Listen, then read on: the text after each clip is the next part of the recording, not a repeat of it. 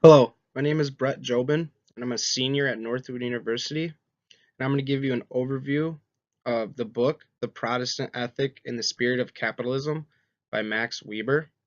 And I'm going to give you an overview of the first three chapters of this book with concluding comments. So I hope you enjoy and thank you for watching.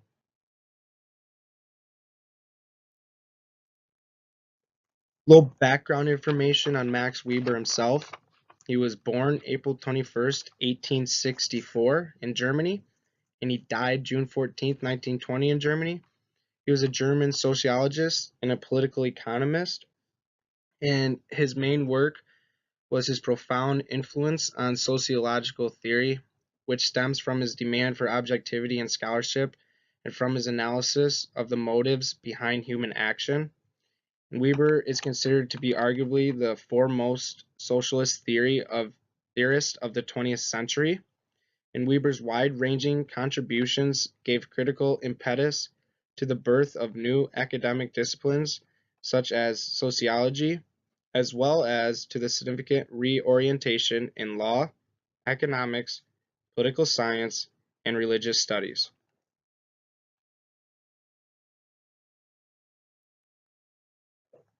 Chapter 1 Chapter 1 is titled Religious Affiliation and Social Stratification. And in this chapter, he talks about success and how it relates directly to Protestantism and how Protestants have been more successful than others over the years.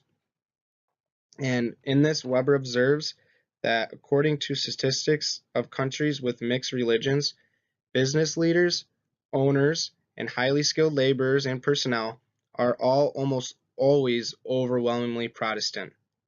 And this is because Weber explains that it could be because in history the richer districts tended to convert to Protestantism over the less richer districts.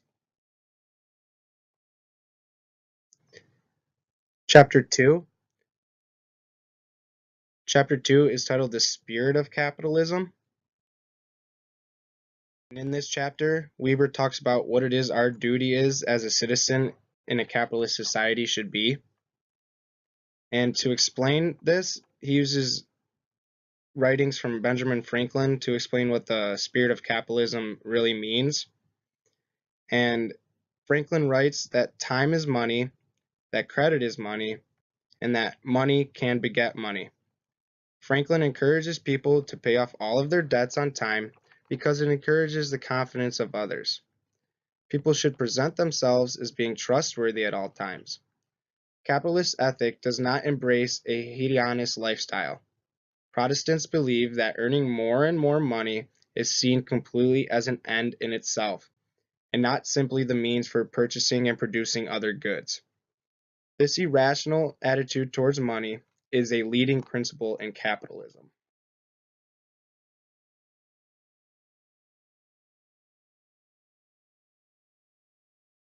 The origin of capitalism.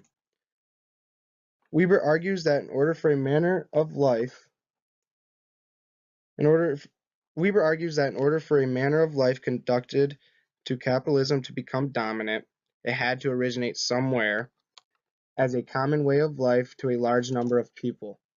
The capitalistic spirit took stronghold in places like Massachusetts that were founded with religious motives, whereas the American South was founded on business motives. Weber says that capitalism was able to thrive because it aligns well with the traditionalism lifestyle. Traditionalism, according to Weber, is a simple life in a way. This means that by nature, a man simply wants to live as he is used to living, and earn as much as it is necessary for him to live this life. Capitalism allows for many to live a very traditional lifestyle which many enjoy. Chapter 3 Chapter 3 is titled Luther's Conception of the Calling, Task of the Investigation. This chapter is the final stage of Weber's presentation of the problem of the potential connection between the Protestant ethic and the spirit of capitalism. Weber begins the chapter with looking at the word calling. This means having a religious connotation of a task set by God. People have the duty to fulfill the obligations imposed by them, upon them by their position in the world. Martin Luther developed this idea. Each legitimate calling has the same worth to God. This moral justification of worldly activity was one of the most important contributions of the Reformation and the role Luther played in it. However, Weber concludes that it cannot be said that Luther actually had the spirit of capitalism. The way in which the idea of worldly labor in a calling would evolve depended on the evolution of the different Protestant churches.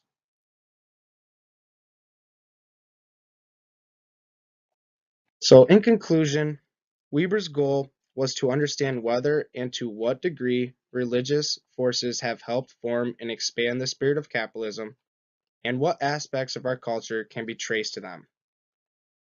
Weber concludes that Calvinism, which is a form of Christian Protestantism, created a different approach to work for people.